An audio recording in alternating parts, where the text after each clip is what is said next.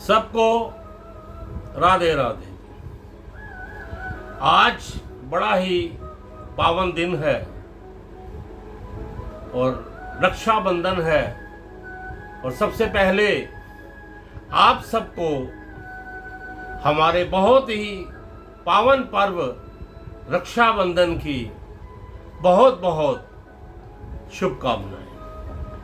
कहते हैं कि रक्षाबंधन का ये जो त्योहार है ना, ये भाई और बहन के एक पवित्र प्रेम का, जिसमें रक्षा स्रोत भी जुड़ा होता है, जिसमें आशीर्वाद भी जुड़ा होता है, ये वो त्योहार है। इसमें बहन राखी एक धागे के रूप में राखी बांधती है कलाई के ऊपर भाई की, और वो बहन वो धागा जो बांधती है ना, वो धागा भाई के समृद्धि के लिए, उसके स्वास्थ्य के लिए, उसके जीवन की सहारी खुशहाली के लिए वो बहन अपने भाई को बड़े प्यार से आज के दिन राखी बांधती है, धागा बांधती है। और भाई भी अपनी बहन को उपहार में एक आशीर्वाद भी देता है कि मैं जब तक संसार में रहूंगा तेरा ख्याल रखूंगा, क्योंकि तू मेरी बहन है। मैं सदा तेरी रक्षा के लिए वचन देता हूं।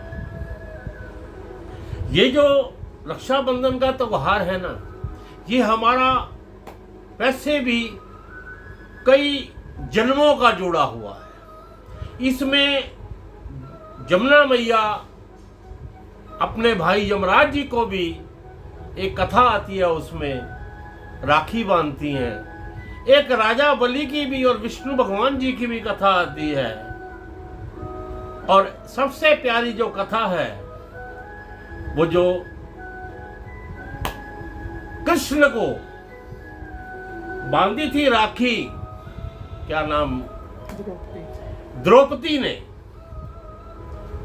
द्रौपदी ने जब कृष्ण के चोट लग गई तो उसने अपना पल्लो फाड़कर और कृष्ण के कलाई पर वो साड़ी का पल्ला बांध दिया। तो कृष्ण भगवान कृष्ण वचन देते हैं कि ये जो तूने मेरे को एक रक्षा के स्रोत मेरे को ये बांधा है, मैं एक दिन इसका कर्ज उतारूंगा। और आप जानते हैं कि वो कर्ज भगवान कृष्ण ने कितने ही साड़ियों का वो ढेर लगा दिया था उस अपनी बहन द्रौपदी के रक्षा के लिए। तो सबसे आपसे यही कहना चाहता हूं कि ये त्योहार बहुत ही सुंदर त्योहार है। इसमें सभी आपस में बच्चे भाई प्यार से बैठ के ये त्योहार मनाते हैं। और एक बात आपसे ये जरूर कहना चाहता हूं कि एक राखी, जो सबसे पहली राखी जो है ना, वो अपने भगवान को जरूर बांधना। मेरे कृष्ण को अगर आपने घर पे लड्डू गोपाल जी रखे हैं, जरूर बांधना। पहली राखी मेरे प्रभु को बांधना, क्योंकि जो प्रभु का आशीर्वाद होता है ना, वो कभी निष्फल नहीं होता। संसार छोड़ सकता है हमें, लेकिन भगवान हमें कभी भी नहीं छोड़ते। वो भगवान को बांधा हुआ धागा जो है ना, वो सदा एक आशीर्वाद के रूप में साथ रहता है। जब तक आप संसार में हो, दुनिया छोड़ देगी लेकिन मेरा कृष्ण नहीं छोड़ेगा। तो यही कहना चाहूंगा कि पहली राखी भगवान को बांधो। कहते हैं कि माँ बाप के जाने के बाद अगर भाई बड़ा है ना, तो बहन को उसमें पिता देखना चाहिए